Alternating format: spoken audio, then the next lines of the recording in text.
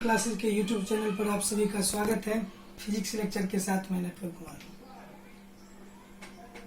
पिछले कक्षाओं में हम लगातार रेसिस्टेंस, कंडक्टर के डिपेंडेंसी की बात कर रहे थे। इलेक्ट्रिकल सर्किट में रेसिस्टेंस को धारण करने वाले यंत्र रेसिस्टर्स कहलाते हैं, जिसे हमने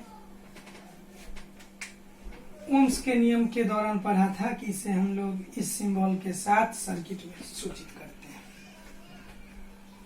तो सर्किट में हम अपने डिजायर के अनुसार से, अपने आवश्यकता अनुसार सर्किट का रेसिस्टेंस बढ़ाते भी हैं और घटाते भी हैं। रेसिस्टेंस बढ़ाने और घटाने का अर्थ है कि जब हमें करंट की कम करंट से काम चल सकता है तो हम उसको दूसरे डिजाइन से लगाते हैं, और अगर हमें अधिक करंट की आवश्यकता है तो उसको हम दूसरे डिजाइन से।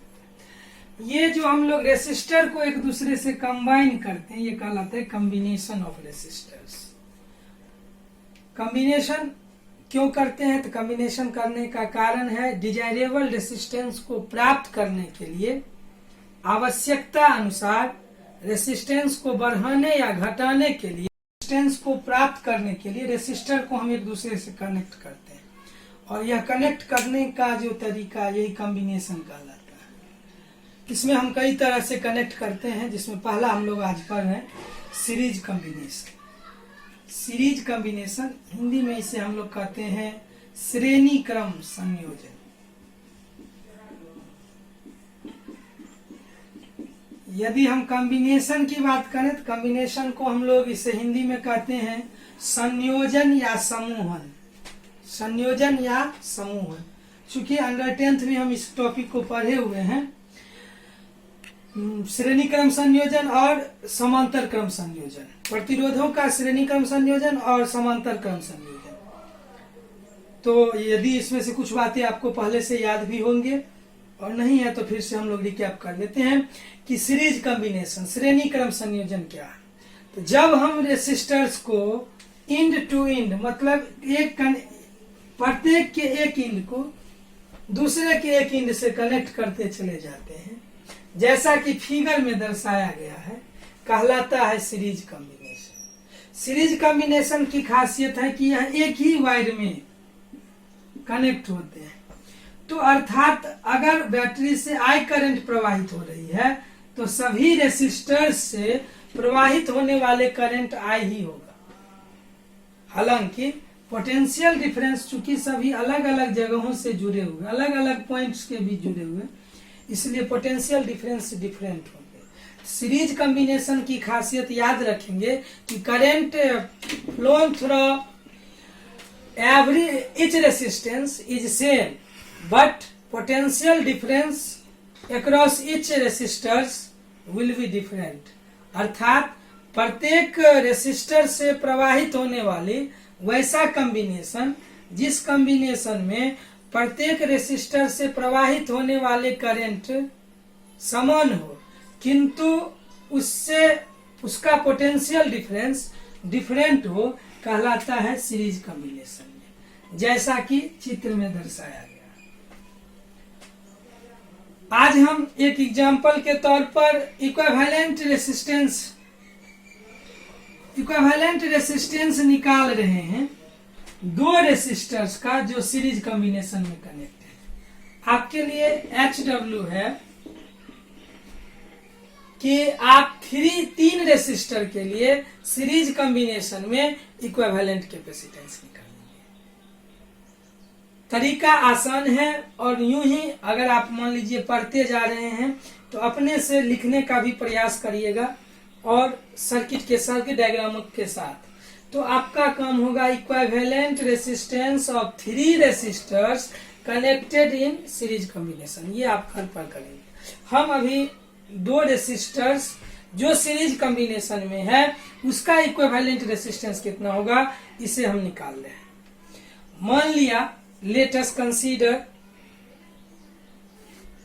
assume that R1 and R2 be resistances of 2 resistors connected in series combination।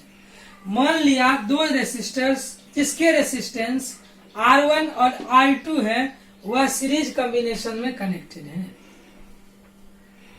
जैसा कि चित्र में दर्शाया गया है। यहाँ पे हम इसको इक्विवेलेंट सर्किट कहते हैं। इक्विवेलेंट सर्किट का अर्थ है कि वैसा सर्किट जो यहाँ जैसे हम दो रेसिस्टर का यूज करें, इसके बदले में यहाँ कोई ऐसा रेसिस्टर हो जो एक ही रेसिस्टर उसका, तो उसे हम इक्विवेलेंट रेसिस्टर। तो ये R1 और R2 निश्चित रूप से सीरीज कॉम्बिनेशन में है, तो करंट जो प्रवाहित होगी वह दोनों से समान होगा, लेकिन दोनों का जो कनेक्टिंग पॉइंट होगा वह डिफरेंट होगा। जैसे R1 कनेक्टेड है A और B के बीच में, और R2 कनेक्टेड है B और C के बीच में, तो निश्चित रूप से A और B के बीच का पोटेंशियल डिफरेंस कुछ और होगा, और B और C के बीच का पोटेंशियल डिफरेंस कुछ और होगा। तो हम मान लेते हैं कि AB के थ्रू AB के बीच पोटेंशियल डिफरेंस V1 है और BC के बीच पोटेंशियल डिफरेंस V2 है। तो V1 V2 be the potential difference across the resistors R1 and R2। I be the current flow through the circuit। Series combination में याद रखेंगे कि current flow through every resistance या each resistance will be same, but the potential difference across each resistor is sum of the potential difference of battery is equal to the sum of potential difference of each resistance। V is equal to V1 plus V2। जैसे आप 3 के 3 गो के लिए निकालिएगा, तो R1, R2 and R3 are resistances of 3 resistors। V1, V2, V3 इसी तरह position है। I current होगा, V is equal to V1 plus V2। आप लेंगे V1 plus V2 plus V3। पिछले कक्षा में हमने ओम के नियम में पढ़ा, ओम इक्वेशन था V बराबर I R, तो उस हिसाब से यहाँ V बराबर I R इक्विवेलेंट, V1 बराबर I R1, क्योंकि V1 से प्रवाहित होने वाली करंट है I और रेसिस्टेंस है R1। R2 से प्रवाहित होने वाली करंट है I, इसलिए ये हो जाएगा I R2। I कॉमन ले लेंगे, I कैंसिल हो जाएगा, R इक्विवेलेंट बराबर R1 प्लस R2। इसी तरह से जब आप 3 रेसिस्टर के लिए निकालिएगा तो वह प्राप्त होगा R1 plus R2 plus R3। इसका अर्थ यह हुआ कि सीरीज कॉम्बिनेशन में इक्विवेलेंट रेसिस्टेंस जो होता है वह सभी इंडिविजुअल रेसिस्टेंस के जोड़ के बराबर होता है। तो we can say that in series combination the equivalent resistance of the circuit will be the sum of each individual resistances connected in series combination। Series combination का जो इक्विवेलेंट रेसिस्टेंस होगा वह सभी इंडिविजुअल रेसिस्टर्स का जो resistance के जोड़ के बराबर होगा। तो जैसे 2 रेसिस्टेंस थे तो R1 प्लस R2, इसी प्रकार अगर 3 रेसिस्टेंस होंगे तो R1 plus R2 plus R3, इसी प्रकार अगर 4 रेसिस्टेंस होंगे तो R1 plus R2 plus R3 plus R4, इसी प्रकार अगर n रेसिस्टेंस होंगे तो हमारा इक्विवेलेंट रेसिस्टेंस होगा R1 plus R2 plus R3 plus dot dot Rn। अब अगर आइडेंटिकल रेसिस्टर्स समान आइडेंटिकल रेसिस्टर्स होंगे तो R1 और R2 बराबर होंगे तो R plus R2 R, 2 resistor के लिए, 3 रेसिस्टर के लिए R plus R 3R, 4 resistor के लिए 4R, 5 रेसिस्टर के लिए 5R, तो n रेसिस्टर के लिए होंगे nR। मतलब अगर आइडेंटिकल रेसिस्टर है तो उनका रेसिस्टर्स n टाइम्स इंक्रीज कर जाएगा। मतलब यह इंडिविजुअल सीरीज कॉम्बिनेशन में इक्विवेलेंट रेसिस्टेंस अन्य सभी रेसिस्टेंस से ज्यादा होता है। कहने का तात्पर्य यह हुआ कि सीरीज कॉम्बिनेशन हमारे लिए बेनिफिट है जहां पर रेसिस्टेंस को बढ़ाना है, अर्थात जिस सर्किट में हमें कम से कम करंट की जरूरत से कम निकालना हो उसे हम निश्चित रूप से सीरीज कॉम्बिनेशन में। उदाहरण के तौर पे जब हम छोटे छोटे सजावटी बल्बों का इस्तेमाल करते हैं तो हम उसे निश्चित रूप से सीरीज कॉम्बिनेशन में देखते होंगे कि वो सभी एक ही वायर में जुड़े होते हैं। तो इससे क्या होता है, तो रेसिस्टेंस बढ़ता है और हमें कम से कम करंट में हम उसका यूज कर पाते हैं। लेकिन जब हम हैवी इलेक्ट्रिकल एप्लियंस की बात करते हैं तो उस समय यह काम नहीं करता। हम लोग नेक्स्ट वीडियो में इस पर चर्चा करेंगे।